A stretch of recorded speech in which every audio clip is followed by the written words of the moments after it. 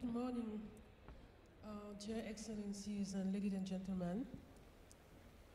My name is Angèle Kouemo. I'm the Managing Director of Washington Media Group and the founder of Believe in Africa. OK. Je m'arrête, on vous attend. L'entrée majestueuse, Monsieur Moubarak.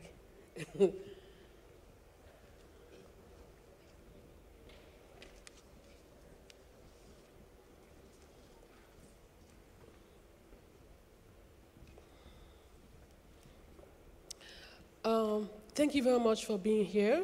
It's my great privilege to be the moderator of this panel this morning. And I'm thanking you for taking time to come. I know it's 9 o'clock in the morning. I hope you all have coffee.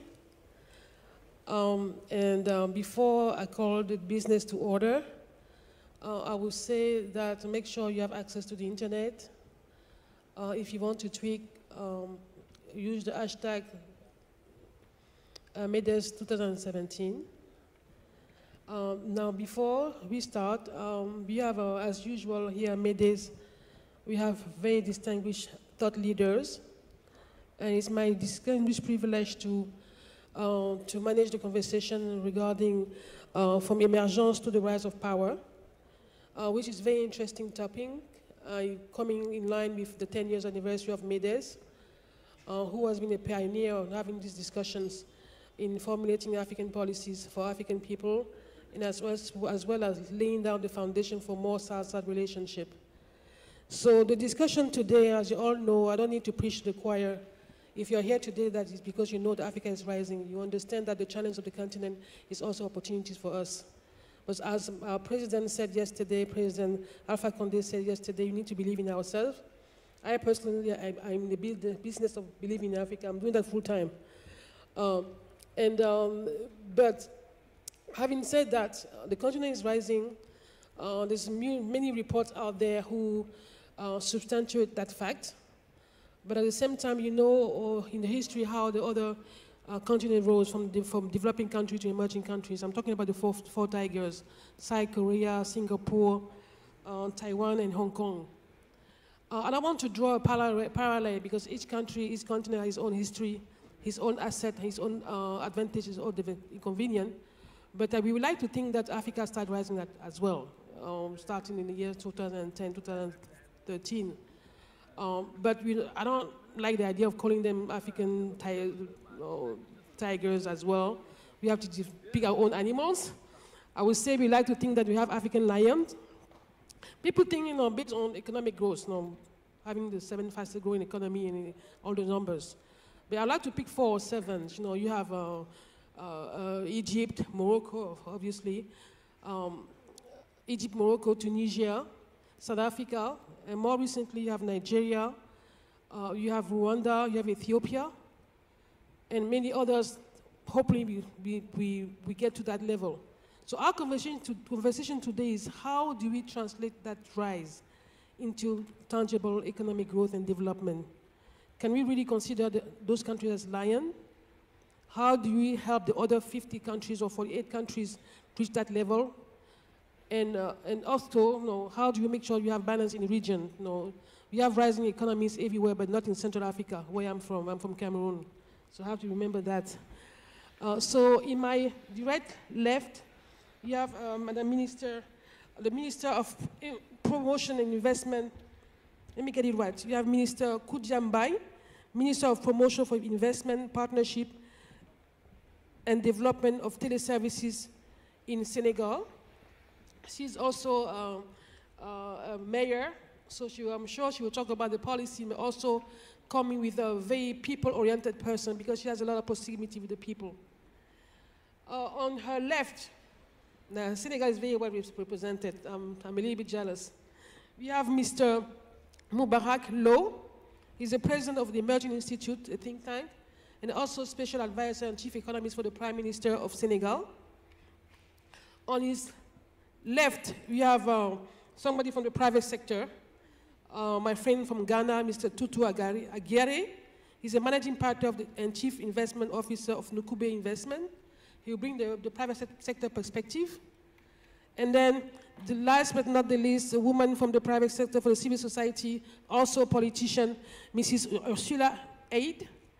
And she's the president of a German African foundation. I told her earlier she's the only European here. So I will ask her a lot of questions. So we start with our minister. Thank you very much.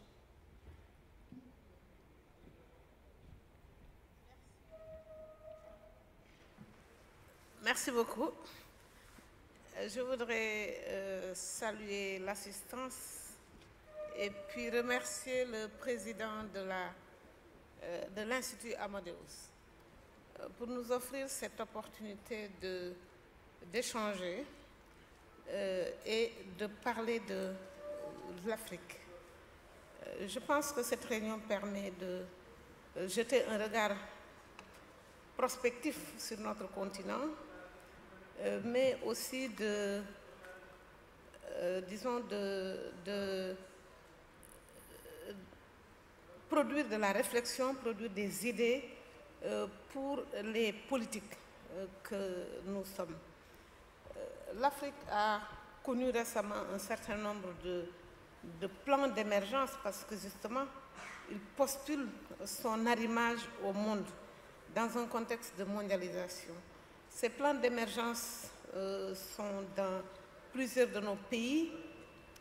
On peut parler, pour ce qui nous concerne, du plan Sénégal émergent.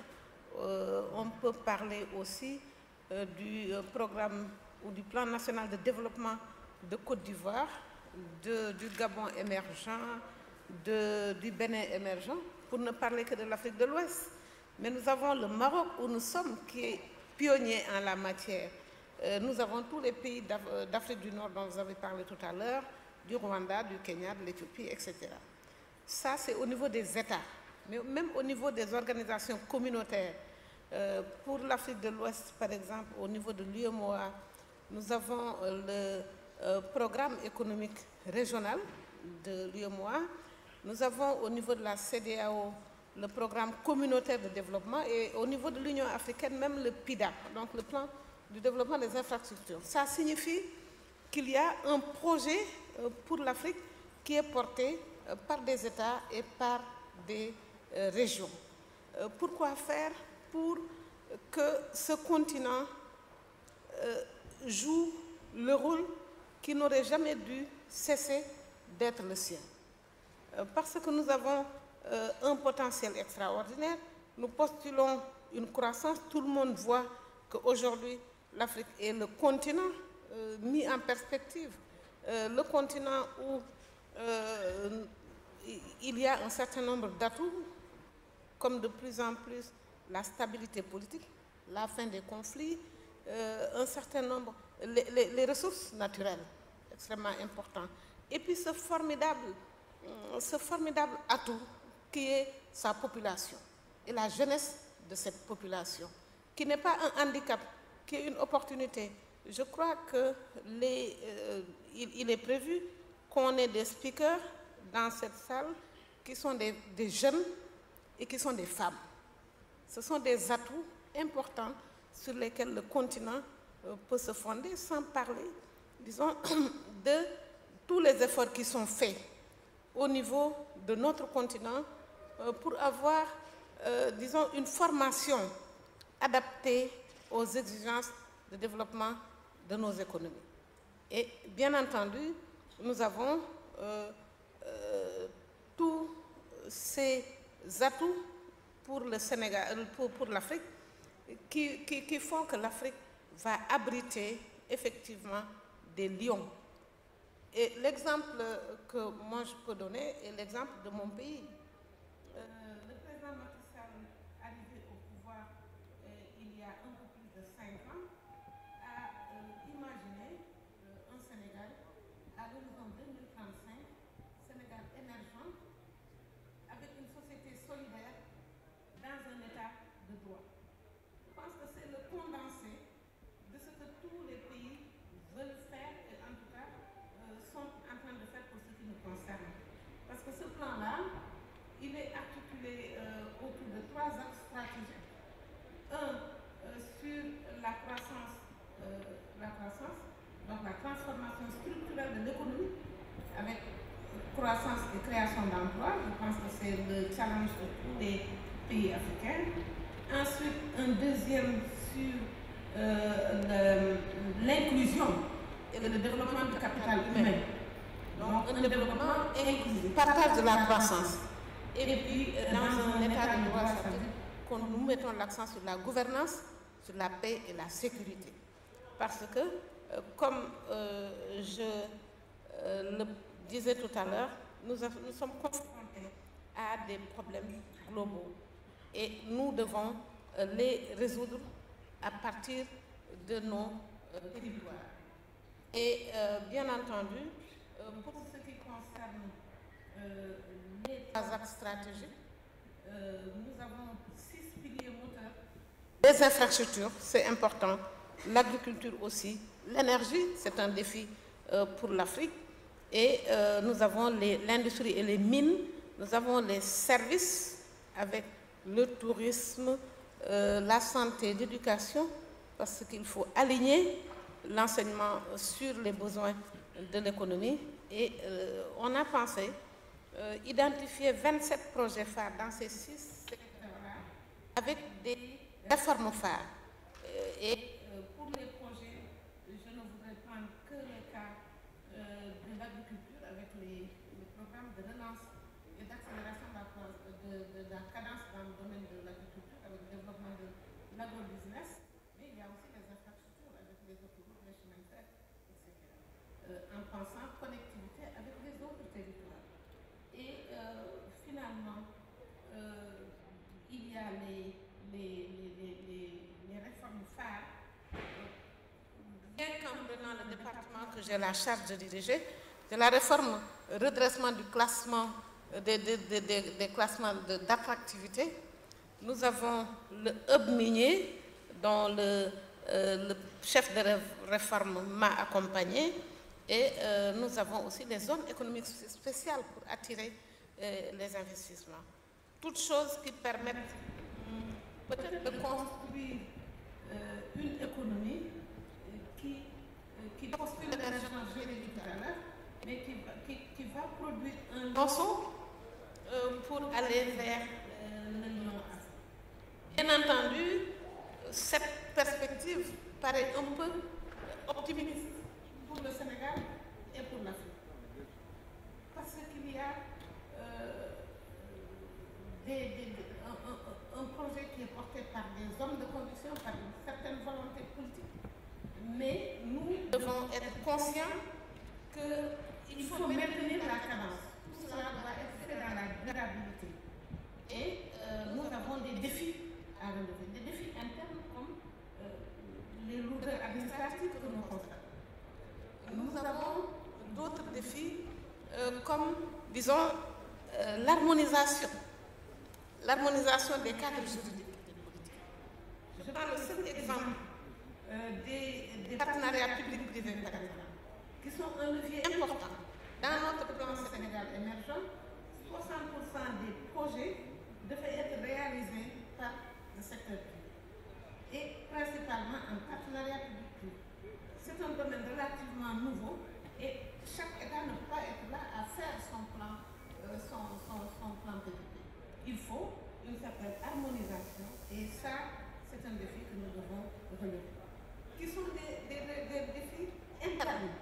Nous devons, au niveau interne, travailler à construire nos États. Mais nous devons aussi décloisonner parce que l'Afrique doit rester ouverte. Même si l'Afrique du Nord doit regarder un peu plus au sud, vers l'Afrique subsaharienne. L'Afrique orientale peut regarder sur l'océan Indien, mais doit aussi se retourner vers l'Afrique. Nous devons, toutes les régions africaines, travailler les uns avec les autres, en restant ouverts au monde. Parce qu'il y a des défis qui débordent de notre continent et qui nous concernent. Je pense aux défis sécuritaires, je pense au changement climatique, un certain nombre d'autres problèmes de ce type qui sont des facteurs exogènes, mais qui nous concernent et qui peuvent produire des chocs chez nous. Mais je pense que c'est la construction des ressorts qui doivent nous permettre disons, de ressorts internes qui doivent nous permettre d'avancer en comptant sur une population jeune, une population féminine qui est concernée et une population assez formée et assez, disons, sûre d'elle, une population, disons, conquérante. C'est ça qu'il nous faut, de mon point de vue, pour devenir les lions que nous sommes, qui rappellent un peu les dragons qui ont été en Asie. Mais je voudrais peut-être terminer sur une chose. Il ne s'agit pas de répliquer les exemples d'un pays, d'exporter le modèle d'un pays.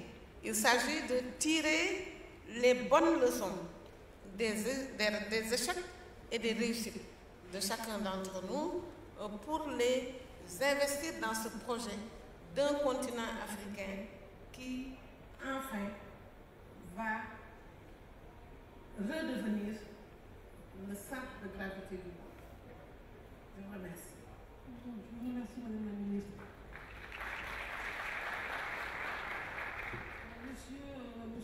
Monsieur Moubaraklo, vous avez la difficile tâche de parler après une invitation cliente de Madame la Ministre. Bon, ma tâche n'est pas aisée parce que, étant un économiste aussi, je dois parler en termes très précis et je ne pourrais pas disposer d'un PowerPoint parce que je vais donner beaucoup de statistiques et donc je vous prie de m'en excuser par avance. 9h du matin. Hein? Très bien. Donc, je commencerai par dire que le concept de lion, pour moi, il faut le relativiser. Je parlerai des vrais lions à la fin de mon exposé, mais les critères qui sont utilisés pour parler de lion ne définissent pas véritablement un lion. Parce qu'un lion n'est pas très rapide. Le lion, c'est 65 km par heure. J'utilisais plutôt le concept de guépard, qui est d'ailleurs un animal africain. Ça a été utilisé par le professeur Carlos des Nations Unies, qui a travaillé à la CEA.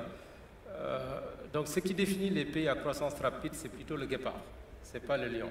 Je parlerai des vrais lions à la fin de mon exposé. Si on regarde le continent africain, depuis 2000, on peut dire qu'il y a deux périodes. La première période, c'est de 2000 à 2008, quelque sorte à la crise mondiale, où le continent a cru très rapidement. Donc sur cette période, le taux de croissance moyen a été de 5,4% sur tout le continent, pas simplement l'Afrique subsaharienne, mais les 54 pays. Et depuis 2010, on a un ralentissement, même si on maintient une croissance positive, parce qu'on est à 3,3%. Donc un léger fléchissement, dû notamment à l'évolution en Afrique du Nord. Parce que vous savez, le printemps arabe a durablement touché des pays comme la Tunisie, comme la Libye, comme l'Égypte. Mais également les pays pétroliers. Le prix du pétrole s'est réduit, comme vous le savez, ça avait atteint un record de $145 pour revenir ensuite vers $28, $43. Maintenant, on tourne autour de $56. Donc, vous comparez $145 à $56, vous voyez ce que ça a eu comme impact sur la croissance de ces pays. C'est ça qui explique donc l'évolution de la croissance en Afrique. Si on regarde sur une longue période depuis 1970, disons, l'évolution de la croissance en Afrique, on peut voir, disons, 4 périodes. La première période, c'est jusqu'en 1980. L'Afrique évoluait comme le reste du monde, en quelque sorte. Avec l'ajustement structurel en 80 jusqu'à 2000, la croissance a beaucoup fléchi et souvent très inférieure d'ailleurs au poids démographique, ce qui fait que le terme qui a été utilisé, c'est hopeless continent, le continent du désespoir. À partir de 2000, le terme a changé. Lorsque la croissance a repris, on parlait maintenant de continent qui monte, Rising Africa. Et depuis 2010, c'est des hauts et des bas. À cause de la conjoncture mondiale, malgré tout, les fondamentaux demeurent solides pour une croissance forte dans le futur. Et donc, on peut dire que le 21e siècle peut toujours être le siècle de l'Afrique parce qu'il y a beaucoup d'atouts et de potentialités. La croissance démographique, ça va être le continent qui va croître le plus vite. La jeunesse de la population qui va donner donc, beaucoup de main-d'œuvre disponible. L'urbanisation qui va accélérer la consommation, les terres arables, les ressources non encore exploitées, le gap des infrastructures qu'il faudra combler, les coûts salariés, etc., etc. Si on regarde maintenant au niveau pays, j'ai pris 3 variables. Je n'ai pas voulu me caler sur ce qu'a fait McKinsey parce que je ne suis pas très à l'aise, je le dirai tout à l'heure. J'ai pris 3 variables. J'ai pris le PIB courant. Quelles sont les plus grandes économies africaines? J'ai comparé 2008 à 2016. J'ai regardé ensuite le PIB par tête. Le premier, c'est le PIB dans son ensemble. Le deuxième, c'est le PIB par tête. Et le troisième, j'ai regardé la croissance du PIB. Je le regarde sur disons, une période 2000-2008 et 2009-2016. Si on prend le PIB courant, les plus grandes économies africaines, les 10 premiers. Si on prend en 2008, c'était l'Afrique du Sud, le Nigeria, l'Algérie, l'Égypte, le Maroc, l'Angola, le Soudan, la Tunisie, le Kenya. En 2016, nous avons le Nigeria en tête, parce que le Nigeria a recalculé son PIB, parce qu'il y a des gisements qui n'étaient pas calculés. Donc c'est le rebasing qui a fait que le Nigeria est devenu premier devant l'Égypte. L'Afrique du Sud qui était premier en 2008 est devenue troisième plus grande économie de l'Afrique, parce que l'Afrique du Sud aussi, avec la baisse des coûts des matières premières, a connu même des récessions et aujourd'hui à des rythmes très modérés. L'Algérie est passée de la 3e à la 4e place. Le Maroc a gardé sa place de 5e économie africaine, c'était la même chose en 2008. Le Soudan a gagné une place, l'Angola a perdu une place. La nouveauté, l'Éthiopie, qui n'était pas dans le classement, est devenue la 9e économie la plus forte de l'Afrique. Et enfin le Kenya, qui était toujours dans le 2e. Donc la seule nouveauté du classement en termes de taille de l'économie, c'est l'entrée de l'Éthiopie et la sortie de la Tunisie. C'est la seule nouveauté. Tous les autres pays étaient là. Maintenant, si on regarde le PIB par tête, c'est-à-dire le revenu national par tête, là aussi, là j'ai une grande surprise à vous donner. Il n'y a pas de surprise. Aucun nouveau pays n'est apparu entre 2008 et 2016. C'est les mêmes 10 pays qui étaient là, qui sont toujours là en 2016. Bon, avec quelques changements dans le classement. En 2008, c'est la Guinée équatoriale qui était le premier pays. Je dois dire que la Guinée équatoriale a commencé à exploiter le pétrole vers la fin des années 90. Pendant 10 ans, ce pays a cru à des taux de croissance moyens de 30 à 20%. Donc vous voyez, aujourd'hui la Guinée équatoriale vit une dépression, c'est-à-dire c'est un ralentissement énorme. Donc la croissance a suivi le trend du baril du pétrole. Le Seychelles était deuxième, le Gabon, l'Afrique du Sud, Maurice, Botswana, Namibie, Algérie, Tunisie, Swaziland. En 2016, le pays le plus riche d'Afrique en termes de PIB par tête, c'est Seychelles, suivi par Guinée équatoriale, Mauritius, le Gabon, South Africa, Botswana, Namibia, Algérie, Tunisie, Swaziland. Maintenant, si on regarde le taux de croissance cette fois-ci, le taux de croissance, il ne faut pas le regarder sur une année comme vous savez. Donc nous avons pris des périodes suffisamment larges. J'ai découpé la période 2000-2016 en 2 périodes. 2000-2008, ensuite 2009-2016. Sur 2000-2008, le premier pays, c'était l'Équatorial Guinée. Mais ce pays a disparu du classement dans la 2e sous-période. Il n'est plus là. Aujourd'hui, c'est même une croissance négative. Le Tchad a disparu. Ils étaient 2e. L'Angola a disparu. Le Nigeria a disparu. En revanche, le Rwanda s'est maintenu. Le Rwanda était 5e. Le Rwanda est maintenant 3e. Le Cabo-Verde a disparu. L'Éthiopie, qui était 7e, est devenue 1er dans la période 2009-2016. Le Mozambique s'est maintenu. Le Soudan a disparu. Sierra Leone a disparu. Le nouveau classement des pays à fort taux de croissance sur 2009-2016, premier Éthiopie, 2e Zimbabwe, malgré tout ce qu'on dit, Zimbabwe persiste, 3e le Rwanda, 4e le Ghana, 5e Tanzanie, 6e Mozambique, 7e RDC, 8e Zambia, 9e Côte d'Ivoire, 10e Kenya.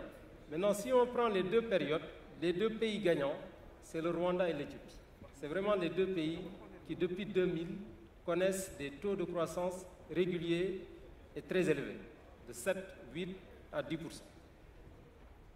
En revanche, les pays pétroliers ont perdu dans la deuxième période. Donc j'en ai terminé avec les chiffres. Maintenant, j'en viens à l'analyse structurelle, si je peux dire. Comme je vous ai dit, tous ces pays, en termes de croissance, je les appelle des guépards. Donc, comme dit Carlos Lopez de l'UNECA. En revanche, si on veut parler de lion, un lion, vous savez, c'est une force tranquille, intérieure, la sagesse, l'assurance, etc. Il faut aller plus loin que le simple taux de croissance, ni même le PIB par tête. Il faudrait considérer la transformation structurelle, parce que c'est ça qui est la vraie préparation de l'avenir. Donc il faut diversifier l'économie, il faut renforcer la productivité totale des facteurs. Troisièmement, il faut s'insérer dans l'économie mondiale. Il faut s'insérer par les exportations, il faut s'insérer dans les réseaux d'échange d'idées, de biens, de capitaux. Et il faut également une stabilité macroéconomique. Pour nous, si le pays qui réussit à bâtir, disons, un complexe assez équilibré sur ces différents facteurs, on peut dire que ce pays-là évolue de manière régulière vers le développement. Et nous avons exploité pour bâtir au sein de nos équipes ce qu'on appelle un indice d'émergence. Donc nous avons bâti un indice d'émergence économique en utilisant ces 5 dimensions dont je viens de vous parler. Ça donne, si vous le mesurez, vous aurez vraiment les pays qui sortent. Ce sont des pays dont on peut penser que c'est de vrais lions et qui sont prêts à émerger demain. Le deuxième élément, c'est les facteurs clés. Quels sont les facteurs qui peuvent accélérer l'émergence économique des pays? Bien évidemment, à la base, c'est le leadership volontaire et tourné vers les réformes. Vous ne verrez aucun pays émerger si vous n'avez pas à la base un leadership déterminé. Vous ne verrez jamais également un pays émerger si vous n'avez pas des institutions solides en termes d'administration, en termes de gouvernance, en termes aussi de société. Il faut que la société, vous ayez une population orientée vers le développement. Tous les pays asiatiques dont on parle à la base, vous avez ces facteurs comme la discipline, la recherche de la productivité, la recherche de la science, etc. C'est des valeurs partagées au sein de la population. Le deuxième élément, en dehors des institutions, parce que le leadership, l'administration, la population, tout ça, c'est un peu les institutions nationales. Le deuxième élément, c'est l'amélioration de l'environnement global des affaires. Il y a des efforts en Afrique. Aujourd'hui, beaucoup de pays africains figurent parmi les 100 du classement de la Banque mondiale, comme le Rwanda, l'île Maurice ou même le Maroc. Malgré tout, il y a des efforts énormes à faire encore pour améliorer l'environnement des affaires. Et les pays qui ont amélioré l'environnement des affaires ont vu aussi des résultats en termes de croissance. Si vous faites la corrélation entre l'indice d'émergence que nous avons bâti et l'indice de la Banque mondiale, vous verrez que les deux progressent. Les pays qui améliorent l'environnement des affaires améliorent également les performances économiques. Le troisième élément qui a été à la base des succès, c'est le dynamisme de la demande intérieure. Donc, en Afrique, la croissance est encore pour 60% tirée par la demande intérieure, donc la consommation privée, mais également les investissements publics de l'État, notamment dans les infrastructures. Et enfin, un effort de diversification économique. Est-ce que l'Afrique peut maintenant suivre le chemin des dragons asiatiques ou des tigres? Parce qu'on a cité les dragons, mais il y a aussi les tigres. Bien évidemment, dans le concept d'émergence, la nouveauté que nous avons introduite, c'est qu'il ne s'agit pas de suivre un pays, mais il faut suivre des niveaux. Donc il faut converger vers un niveau donné en termes de performance économique. Mais ce n'est pas le pays qui est important, parce que les pays ne vont pas vous attendre. La Chine ne va pas attendre. Donc il ne s'agit pas de rattraper la Chine, mais il s'agit de rattraper un niveau donné en termes de diversification économique, d'insertion dans l'économie mondiale, etc. Comme je n'ai pas un PowerPoint, je ne pourrais pas vous exposer ça.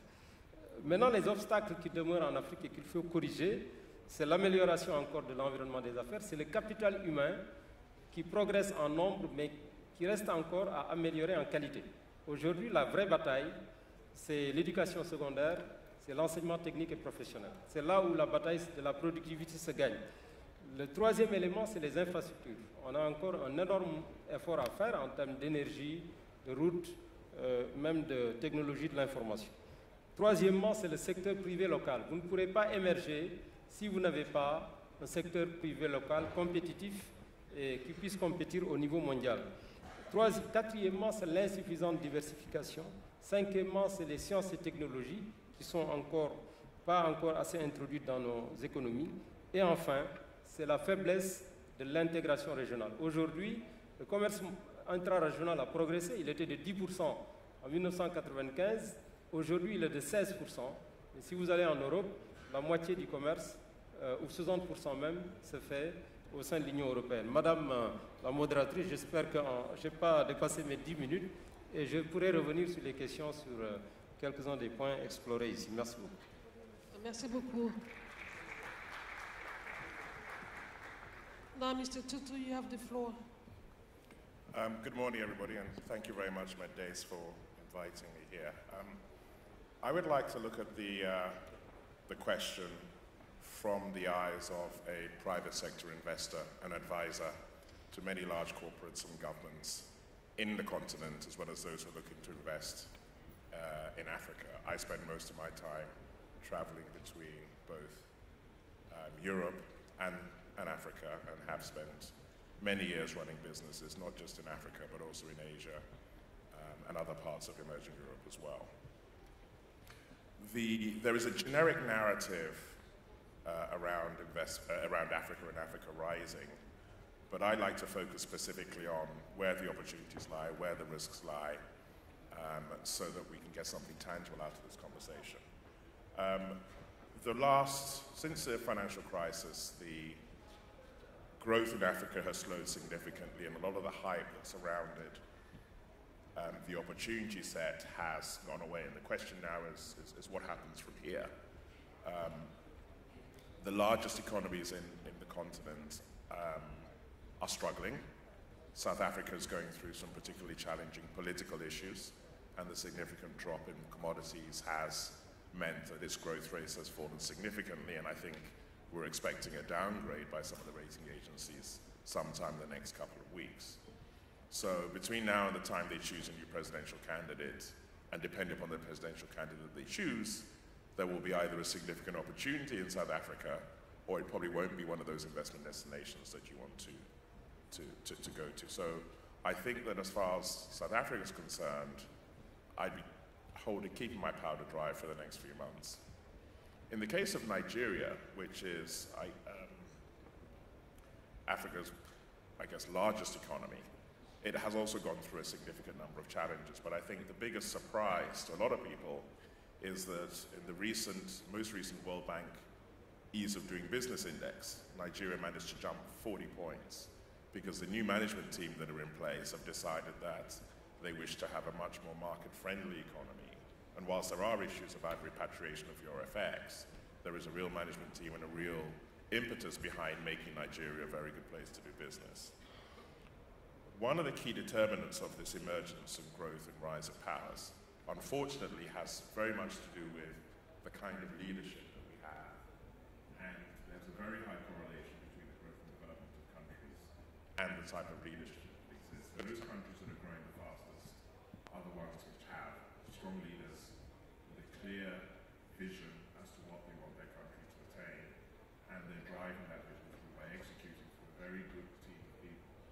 So you consistently hear the names Rwanda and Ethiopia mentioned as far as investment opportunities are concerned and the growth rates are concerned. There are some issues when it comes to governance, but a lot of people these days tend to gloss over that because there is a consistency to the investment, there is transparency around the rules and regulations, and that makes it a very interesting place to do business. And I think that those economies will continue to deliver sustained long-term growth over the next period of time. And there is another group of countries in East Africa which provide very divergent opportunities. In the case of Kenya, yet again it's the leadership, more importantly it's the politics of the whether the newly elected president will be able to sustain the coalition that he's put together over the next few months, because Kenya and Nairobi specifically tends to be the investment hub for which a lot of investments in East Africa are happening. And then the peripheral countries around Kenya, Tanzania is a particularly interesting country at the moment, where the leader over there is making it, in some people's opinion, slightly more difficult to maintain investments, because the security of property rights seems to be under threat. And in the case of some of the other countries which have significant minerals, your ability there as well to maintain your assets is under challenge. So, as far as I'm concerned, there is a significant opportunity in the continent still. There are significant risks associated with investing in the continent, but on a risk-adjusted basis, the returns are extraordinary. And I think that the recent moves by Morocco to join the African Union, to want to join ECOWAS, is a testament to the fact that relative to anywhere else in the rest of the world, that is exactly where you want to be. Now, in terms of what has enabled these countries to become African powers, I think first and foremost is the leaders. And we now have a new crop of leaders who are being supported by their populations, have a greater clarity over what is required in order to develop these economies. We haven't had that in the past.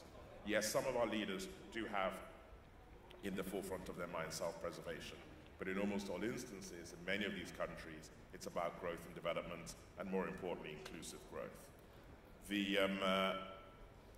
What I also have seen more recently is some of the fundamental and structural changes that are taking place. And I will use my country, Ghana, as a reference point. We have a new government in place. They've been in place for nearly a year now. And next week they'll put in a new budget. But some fundamental structural changes are taking place. A lot of African countries don't have biometrically based identification systems for their citizens. That is in the process of being put in place. A lot of countries in Africa don't have GPS-based addressing systems. That is in the process of being put in place. A number of countries don't have interoperability, which allows you to make electronic payments across any platform. That is now being put in place. A lot of countries in Africa, you have less than 10% of the adult population formally registered in the system, which allows them to actually contribute to the revenue stream of the country. So if you look at tax to GDP ratios in a lot of African countries, they tend to be in the low to mid-teens, whereas if you go to the OECD, it's more like in the mid to high 30s. Putting all these systems in place will allow for the domestic revenue generation for the country to be in a significantly better place, which will allow it to use those resources for development. And one of the reasons why that's important is because domestically generated revenue streams obviously don't get dividended out to the country, so therefore you don't have pressure on exchange rate. They have significantly higher risk tolerance because they really understand the risks. And more importantly, they're long-term funds. And so if you look at one of the biggest differences between the African continent and what happened in Asia, and Asian tigers or dragons, or call it what you like, is that savings to GDP ratios in Africa are in the low teens, whereas in places in Asia, the numbers were in close to the 40–50% mark. So you had a lot of internally generated funds which could be used for long-term development, which benefited the people, rather than having to continuously go into the international markets to borrow. And these fundamental changes that are taking place within countries are making Africans more self-reliant and less reliant on others, and giving the power back to the governments to be able to make decisions which benefit themselves, rather than have to rely on others to come and tell us what to do and how to do it. And I'll close by saying that my personal belief is that when it comes to African tigers, or African leopards, or African cheetahs for that matter, because we don't have leopards, is that you have to be very specific about where you put your money. 54 countries are not all the same. There are some countries where they have a relatively stable political process, they have more adherence to the laws than most, they have a fundamental structural change which is taking place, which is transparent. And those are the countries that you need to focus your efforts and energies on in order to be able to generate the sort of returns that are required. It's not to say you can't go invest in the other countries. There are always going to be pockets of excellence, but the risks are great, and you have to ensure that returns are greater. Thank you.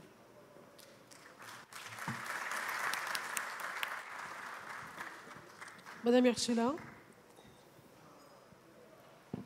Good morning.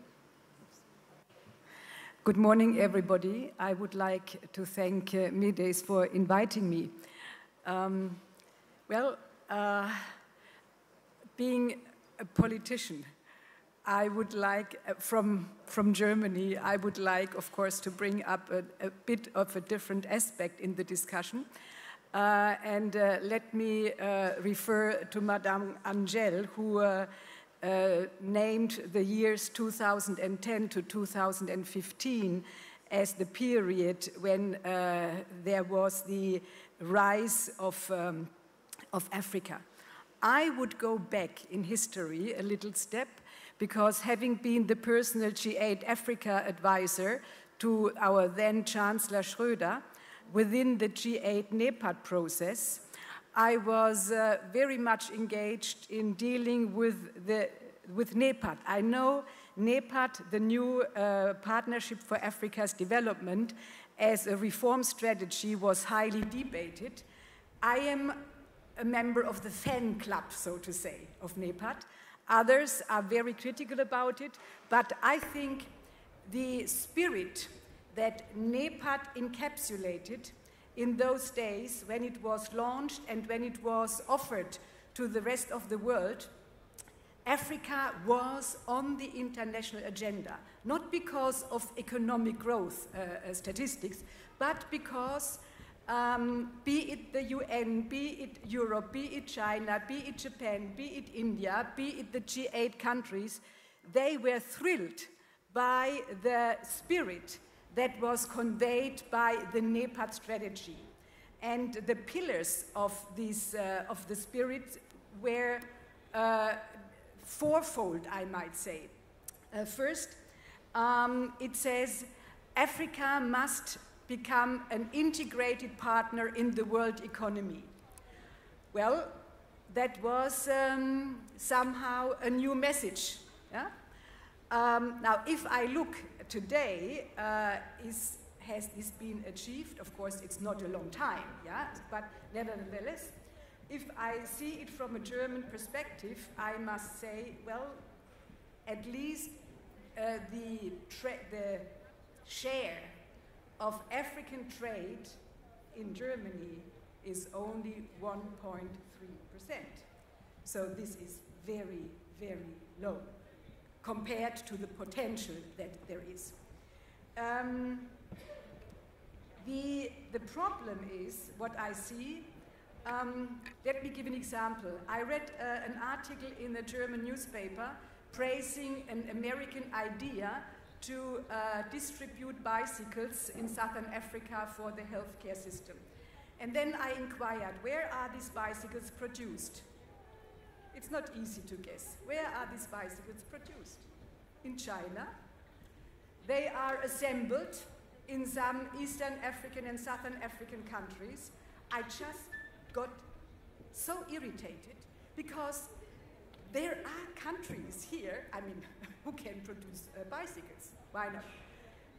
If a country makes a contract with an European garbage collector system, I ask myself, why? Why do you spend money to enter a contract with a European firm to set up in one of the countries here a garbage collector system? You know, this is so easy to do oneself. Anyway, this just referring to the question of how to engage in economic development. Well, nevertheless, the message was very clear, and we spread the message at least in Germany. Secondly, the second message was to get out of the corner of a development aid recipient. Having been a parliamentary state secretary in the development ministry, I said, that's interesting.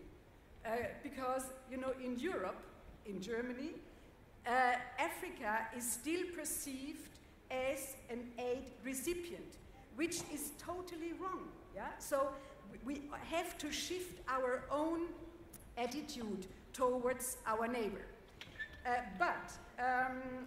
The point is also that our international development aid system discourages countries on the continent or in Asia to make proper statistics. I once spoke with the financial minister of a Maghreb country where a study had been undertaken, and this study showed that the wealth in the informal sector is 20% higher than is known. So if this wealth is being integrated into the formal system and shown in the statistics, then this country would lose the right for concessional loans. So, you know, there are countries who are very reluctant to show their real wealth, so they are wealthier than the statistics show. Third, the third message of NEPAD was to look into own mistakes, yeah, to be self-critical. Of course, there are many mistakes being done in the World Bank, in the IMF, in the old colonial powers, but to be seen as a very truthful or truthworthy partner, one also expects that one is self-critical, and I think this was a very, very strong message in the NEPAD strategy. That means that you then have honest and trustworthy political leaders, which Mr. Tutu, I fully agree with many of the things that you have said. And then you are recognized as influential partners. This is very important. Now, coming to criteria other than economic criteria, what makes a power?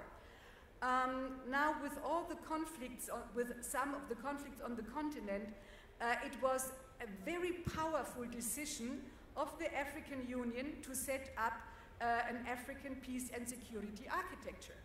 But as long as over 70% of the budget is from outside, that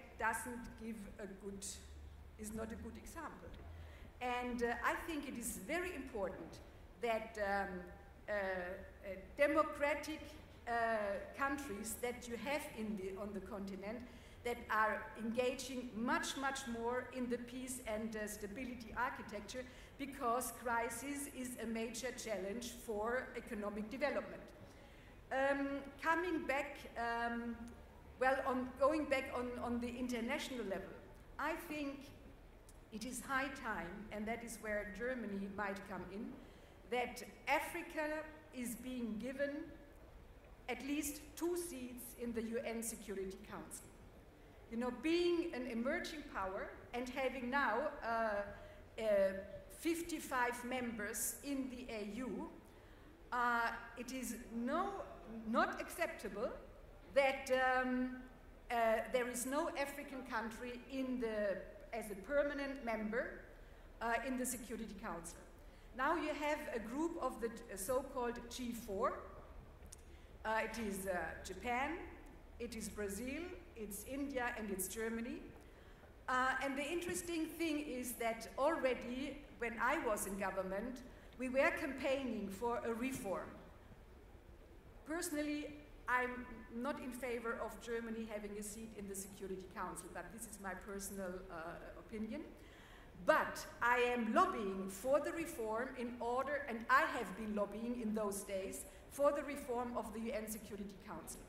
But I was very disappointed then already to see that African countries, you know, I was sent around the world by the Chancellor and the Foreign Minister to lobby for that reform.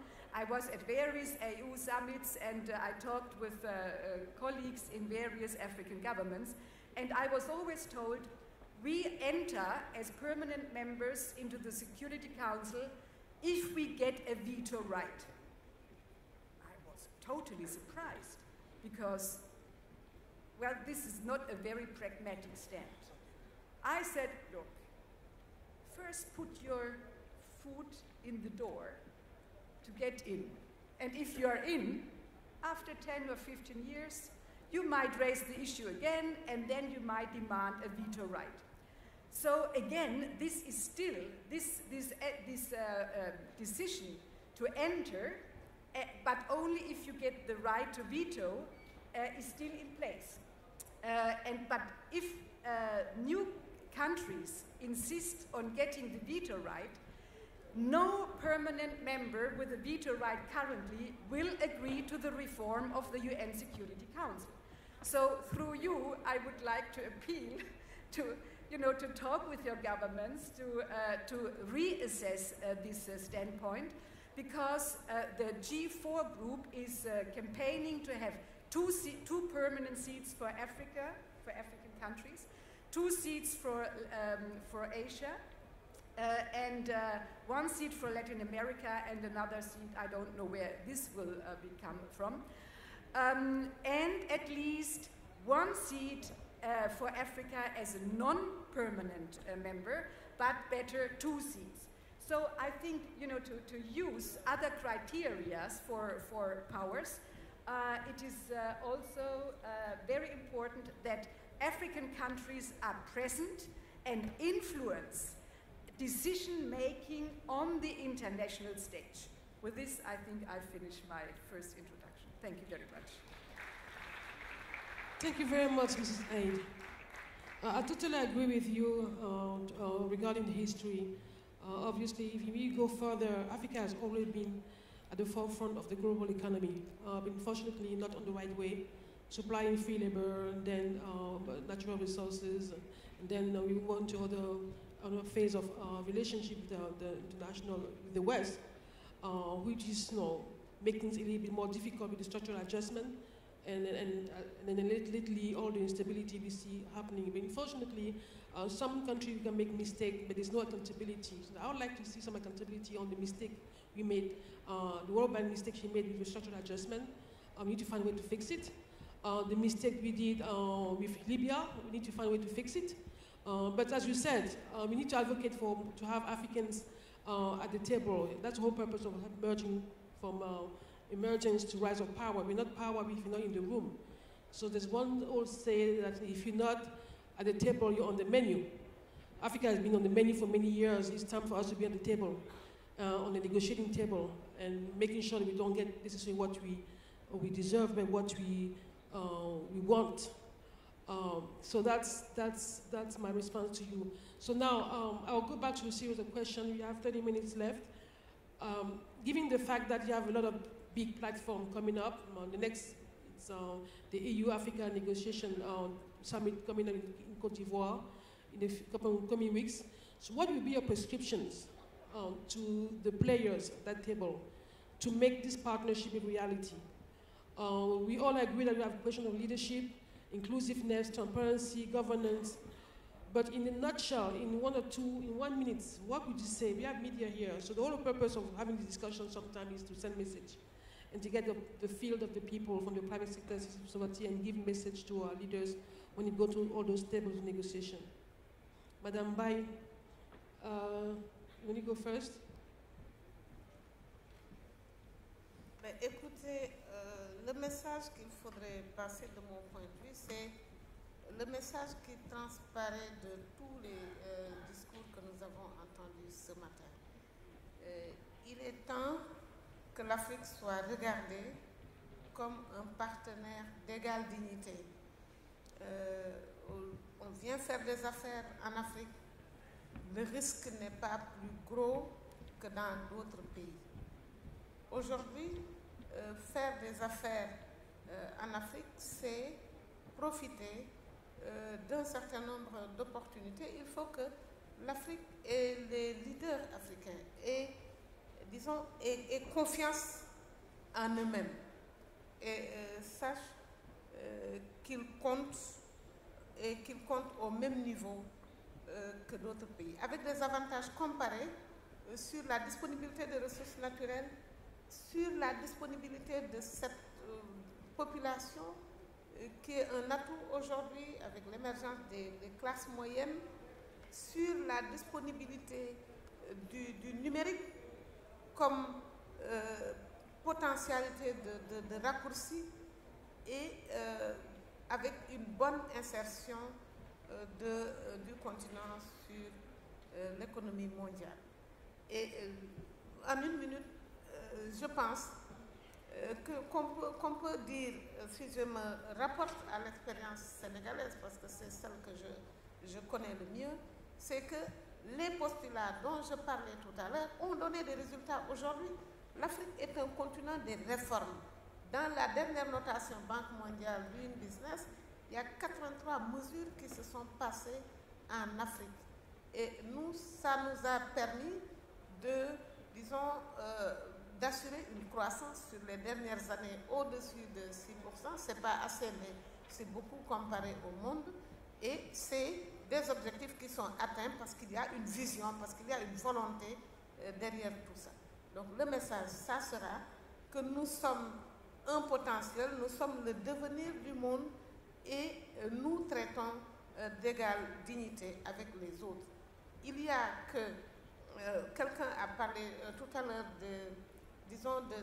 des périodes d'ajustement structurel. Mais c'était censé nous apporter des solutions, mais ça nous a apporté par la suite les programmes, les stratégies de lutte contre la pauvreté. Donc ça ne nous a pas sortis. Donc ces programmes externes, ils sont conçus, mais nous devons produire de la contre-connaissance et des connaissances qui peuvent être investies dans nos économies, dans les dispositifs, avec évidemment toutes les valeurs autour de la discipline, autour de l'engagement, autour du leadership, avec une population bien formée. Et je pense que c'est ce discours-là qu'il faut rendre audible au niveau de ce prochain sommet.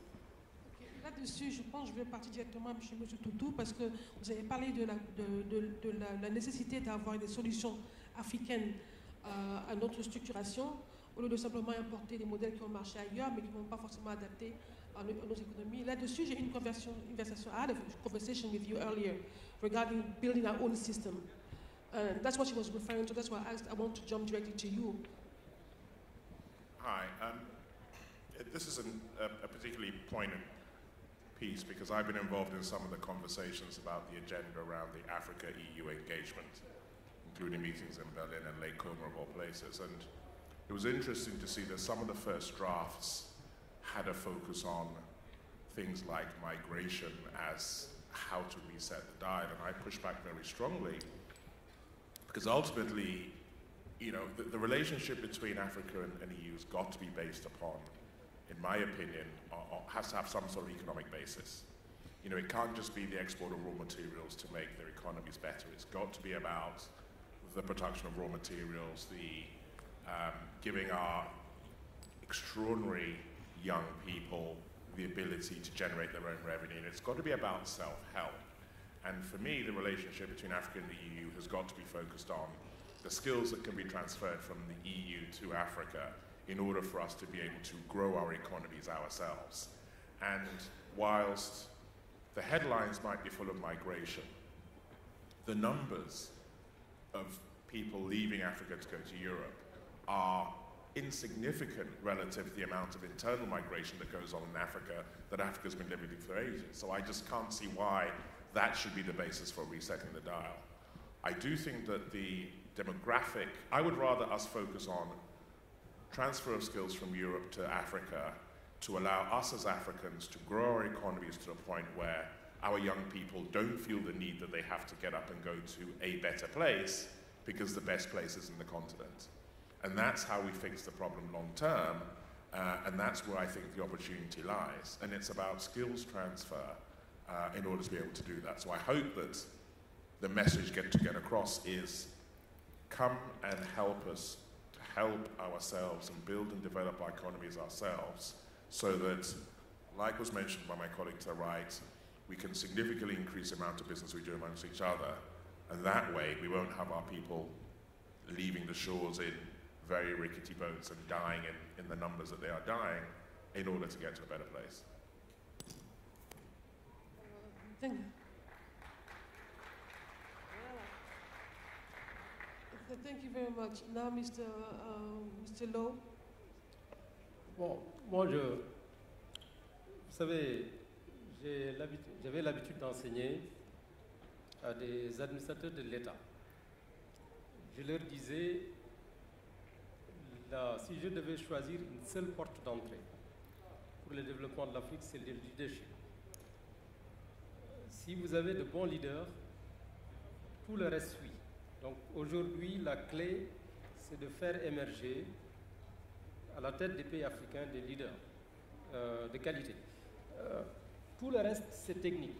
Le capital humain, les infrastructures, tout ce que vous voulez. Le deuxième élément, bien évidemment, c'est le capital humain. Il faut qu'on forme les Africains au métier d'aujourd'hui et de demain. Il faut également, au niveau comportemental, que chaque citoyen se dise « le développement, c'est moi ». Je vous donne un exemple. Si vous allez en Malaisie, vous prenez un taxi. Quand vous descendez du taxi, le taxi va vous dire « thank you for shopping ». Il va vous inviter à aller acheter. Un jour aussi, j'ai suivi un Malaisien qui était dans une voiture qui a fait tomber quelque chose. Je suis sorti de ma voiture, je suis allé vers lui, j'ai pris la chose qu'elle a jetée, je lui ai donné. Elle n'a rien dit. Si vous l'aviez fait dans certains pays, on va te dire, je crois, je me mêle. Donc le développement, d'ailleurs, si vous prenez tout ce qu'on appelle aujourd'hui les tigres, pas les dragons c'est les 4 premiers. Hong Kong, Taïwan, Corée du Sud, Singapour. Mais les tigres, Malaisie, Indonésie, Philippines, Thaïlande, ils ont beaucoup insisté sur la discipline et les valeurs. Aujourd'hui, c'est les bonnes portes pour accélérer le développement. Ce n'est pas vraiment économique, c'est d'abord sociologique. C'est les comportements, c'est le leadership, c'est les actes de tous les jours, etc. Le deuxième élément, bien évidemment, c'est une classe d'entrepreneurs. Il faut qu'on ait en Afrique un secteur privé qui ne va pas simplement dépendre de l'État. Vous avez des secteurs privés, tout le business, ça dépend d'aller voir le ministère, trouvez-moi des... Non, il faut avoir un secteur privé offensif, qui puisse être compétitif. Ça nous permettra demain de bâtir des champions africains de taille mondiale. Bon, il y a des compagnies marocaines comme Attijari Wafa Bank, qui est devenu aujourd'hui en Afrique de l'Ouest, dans beaucoup de pays, le premier groupe bancaire. C'est ce type de compagnie qu'il nous faut bâtir. Avoir demain, dans Fortune 500, de nombreuses compagnies africaines. Voilà donc, en résumé, le leadership, le capital humain et le secteur privé. Merci. Mrs. Ursula Eid, any prescription you want to give of recommendation to our leaders in anticipation of the EU-Africa Summit? Well, I fully agree with my dear neighbor from Ghana to transfer skills, because the lack of proper skills is a big barrier for investors from abroad. Let me tell you an anecdote which was told by former President Obasanjo at a conference in Berlin. He said he was walking along and he met a young boy from his own village. And he asked him, "What are you doing?" And the boy said, "Oh, I'm studying business administration." And Obasanjo said, "Ah, you have a business to administer?" And he said, "No." So that means you have to have the skills that are useful for the situation in which you are living. So to study business administration, if there is no business to administer, that doesn't make sense. So this, I think, is very important. Secondly, and this is something I propagate wherever I can, don't always make new decisions and new resolutions. Just follow up old decisions and former resolutions and see to it that they are implemented, that steps are undertaken on the European side. Yeah? Challenge the partners and ask them, did you do what we have agreed upon? I have been in so many conferences where European-African relations were discussed, and I'm getting a little bit tired because sometimes, also with the G8, for 6 years we had Africa on the G8 agenda, which was very good, but I have always felt there is not enough looked upon, did we do what we have promised each other? So please do what you have promised each other. Thank you. Thank you very much. We have 15 minutes left. I would like to open the floor to the audience and see if you have any questions. We have 1, 2, 3, 4. So my dear sister from Egypt, we go first. Who's the microphone? Microphone.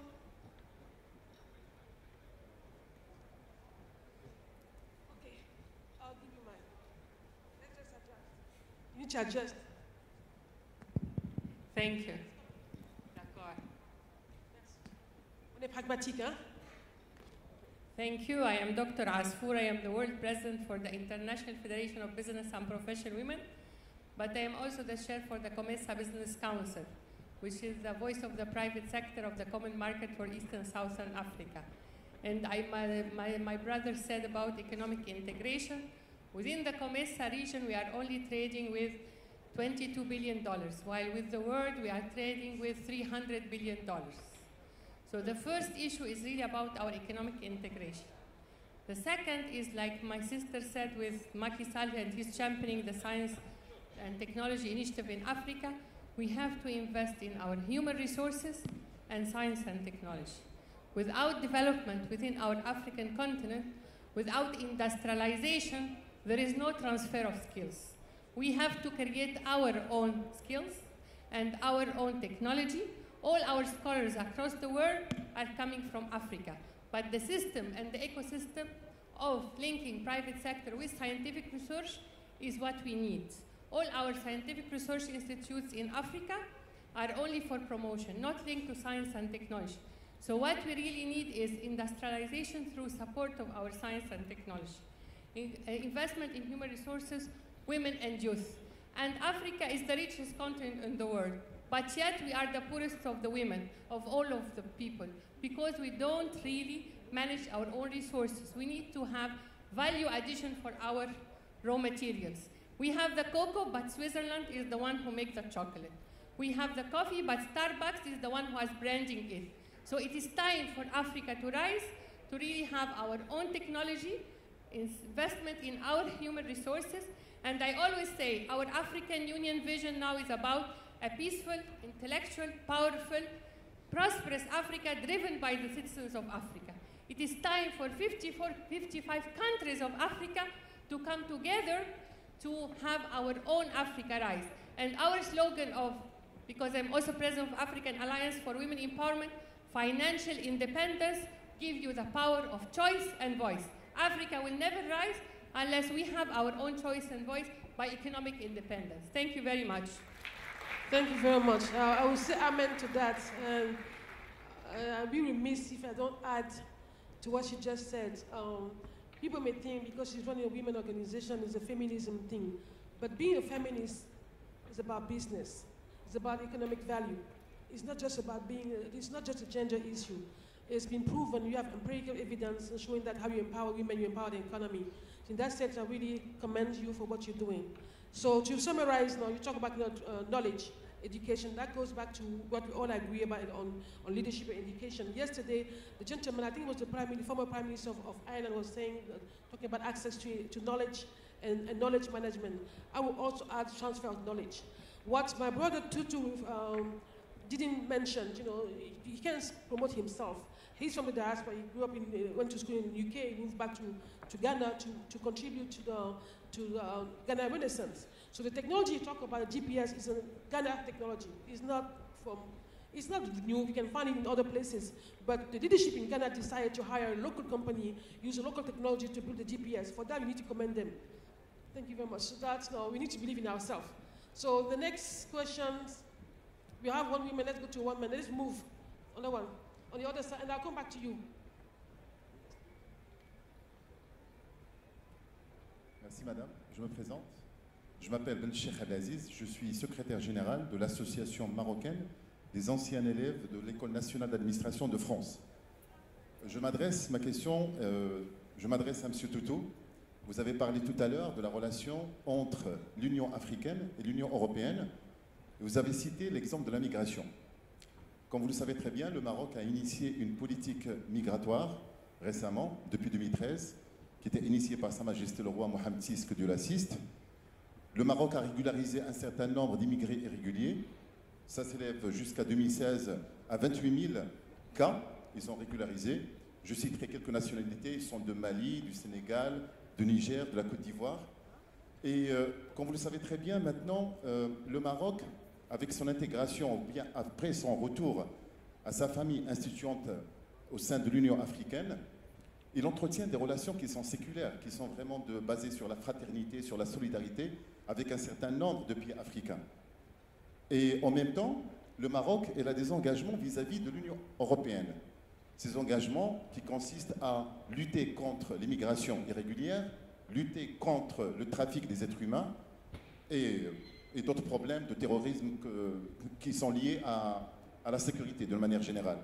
Alors ma question, à votre avis, comment combiner cette équation de relations fraternelles avec nos pays, avec nos amis africains, et sans les frustrer, parce que sachant que l'immigration elle-même, elle suscite tout ce qui est humain, tout ce qui est vraiment souffrance, et en même temps répondre aux exigences de l'Union européenne, parce qu'ils veulent considérer le Maroc comme un gendarme, alors que le Maroc s'inscrit dans une logique de partenariat avec l'Union africaine et avec l'Union européenne. La dernière question, madame, si vous permettez, à la dame qui est à côté, vous avez dit en substance que vous êtes un peu surprise le fait que quelques pays, par exemple émergents comme l'Inde, comme, je ne sais pas, quelques pays qui sont vraiment très développés et qui ont leur place au sein de Conseil de sécurité.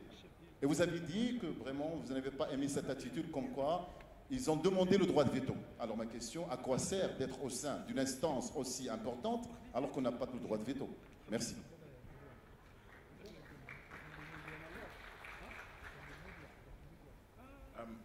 If you don't mind. Thank you very much indeed for that question. And I think I'm probably going to be very unpopular when I say what I say. No, you're not. I'm with you. The issue of migration as it pertains to the North Africa and Europe, relative to the issues of migration in the rest of Africa, are miles apart. There have been over 2 million Somalis living in Kenya who have migrated there for tens of years, and it doesn't create the same furore. This should not be the defining lens or bottleneck through which the relationship is decided. And that's the point that I'm trying to make. Migration is an issue. It's in the tens of thousands. The issue we're dealing with is the billion plus. And let us try and put them into perspective and not allow the tail to wag the dog. And the issue here is that if we have the appropriate level of engagement, of skills transferal, the young lady to my right here talked about, you know, Ghana, Ivory Coast, and Nigeria producing 70% of the world's cocoa, which is only 5% of the total value chain, and 43% of the value chain sits within Europe. Those are the bigger issues, because guess what? If we had 20% of that 30%, as in processing and production sitting in Africa, we would have more than enough money to pay to repatriate all of those people. So let's focus on the bigger commercial issues, and the migration issue will take care of itself. You know, as a sub-Saharan African, it isn't the way I want to define my relationship. It might not be popular, but that's what I think. Pour rejoindre ce qu'il dit, c'est pas très populaire aussi, mais bon, me free agent, speak up my mind. Le problème de la migration, j'ai regardé les infos hier, on est à combien?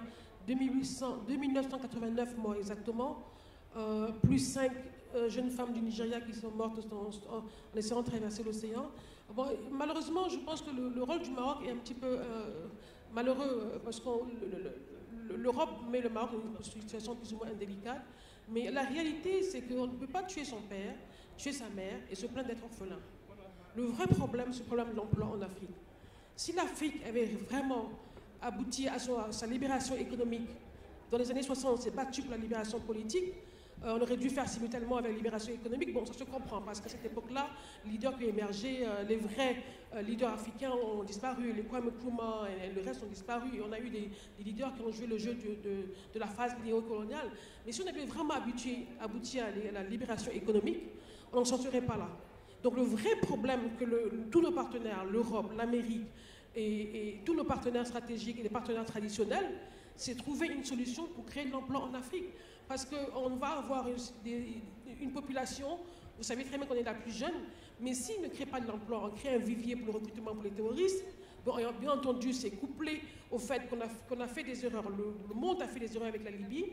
Là, maintenant, les 4 pays du Sahel en subissent les conséquences. Et ça rend les choses encore beaucoup plus compliquées. Bon, pour moi, le vrai problème, ce n'est pas d'attaquer les symptômes du problème, mais vraiment les racines de la question, c'est l'emploi des jeunes.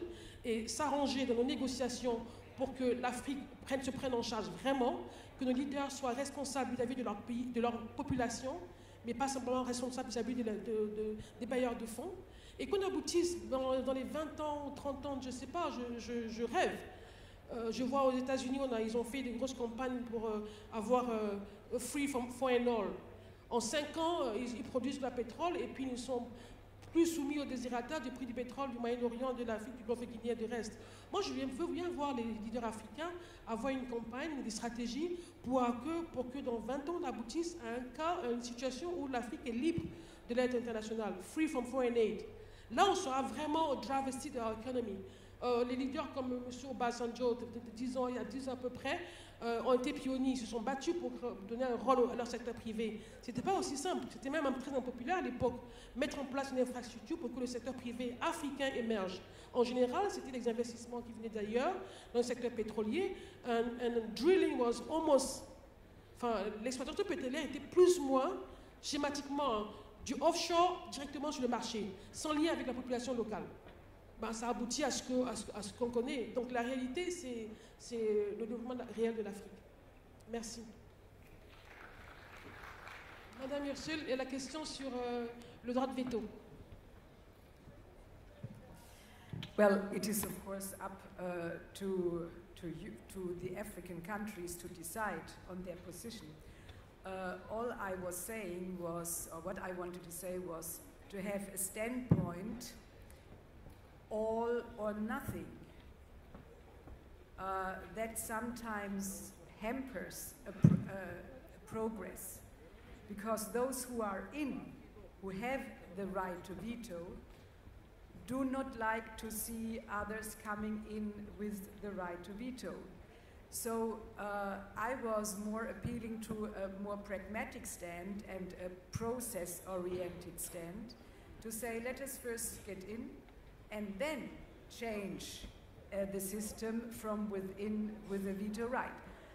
One can discuss this, but my observation was that this stand was one of the major reasons why at the beginning of the century the reform did not take place. So I just shared with you my observation, but I'm not saying what others have which standpoint they have to take. Thank you. Malheureusement, donc, on va devoir interrompre la conversation, mais on pourra continuer plus tard. To summarize, I will say it in English because we both speak English. To summarize our conversation, we all agreed that the prescription for the continent to move from emergence to really rise would be 1, leadership. Second, it was define tailor-made African policies.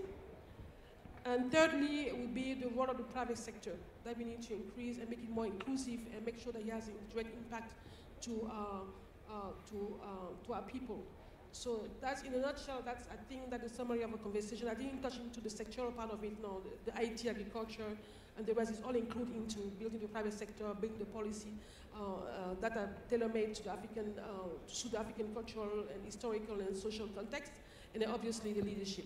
Thank you very much for your knowledge. Thank you very much for sharing your time. In that nutshell, la session est adjournée.